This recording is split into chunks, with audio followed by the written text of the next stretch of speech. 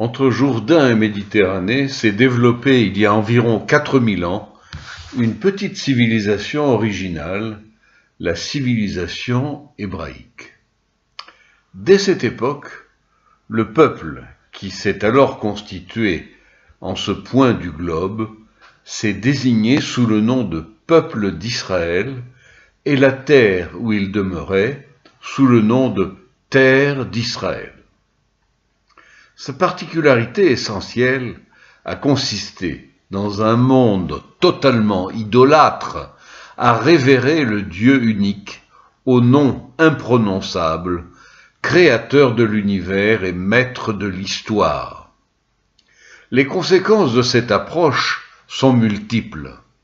Puisque le Créateur a fait dans son monde une place pour l'homme, appelé à parachever l'œuvre du commencement, ce dernier a le devoir de faire réussir son histoire, c'est-à-dire faire advenir un monde de moralité où tous les hommes sont foncièrement égaux et où le partage du pain n'entraîne pas la guerre. La carte d'identité de cette civilisation, la Bible hébraïque, raconte le lent cheminement de l'humanité originelle vers ce but. La stratégie des patriarches Abraham, Isaac et Jacob, au vu de nombreux échecs, a consisté à constituer, à partir d'une famille, un peuple qui fera sien cet objectif et qui, de proche en proche, convaincra tous les hommes d'accepter ce programme, chaque peuple à sa manière, mais avec certains principes communs.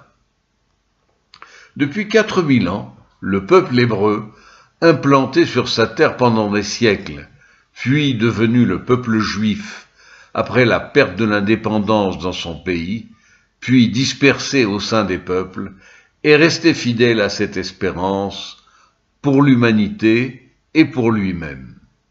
La bonne nouvelle dont il est porteur est que la rédemption est possible, que l'exil n'est pas inéluctable. L'exil de l'âme dans ce monde encore désastreux et son propre exil de 19 siècles loin de son pays. Deux grandes civilisations, la chrétienté et l'islam, ont chacune à sa manière puisé dans la tradition d'Israël et ont contribué au recul de l'idolâtrie dans le monde. Pourtant, leur parenté même avec le judaïsme a engendré des relations ambiguës d'attraction-répulsion, régulièrement génératrices de la haine des Juifs. La Shoah, le massacre sélectif de masse des Juifs d'Europe au XXe siècle, soit un tiers du peuple juif, et la campagne mondiale actuelle de l'essentiel des États musulmans contre la souveraineté juive rétablie dans son pays, sont les avatars catastrophiques de ces prémices. Pour les Juifs, le temps de l'exil est fini et la contribution de l'État d'Israël, l'État juif souverain à la civilisation humaine dans les domaines agricoles, médical, technologiques et autres en 70 ans, ne constitue que les graines de l'espérance pour l'humanité entière. Déjà, une majorité des Juifs réels a rallié Israël. Mais dès qu'un nombre encore plus significatif de Juifs de la diaspora sera passé à l'acte du retour, l'humanité souffrante pourra être rédimée par l'exemple d'une société créatrice et généreuse. Même si en Israël même, certains ont conservé l'approche exilique à la semelle de leurs souliers et singent l'échelle des valeurs d'un Occident à la dérive, le phénomène apparaît de plus en plus comme une maladie d'enfance passagère. L'option de foi qu'a choisie Israël est son secret, son moteur, son passé et son avenir.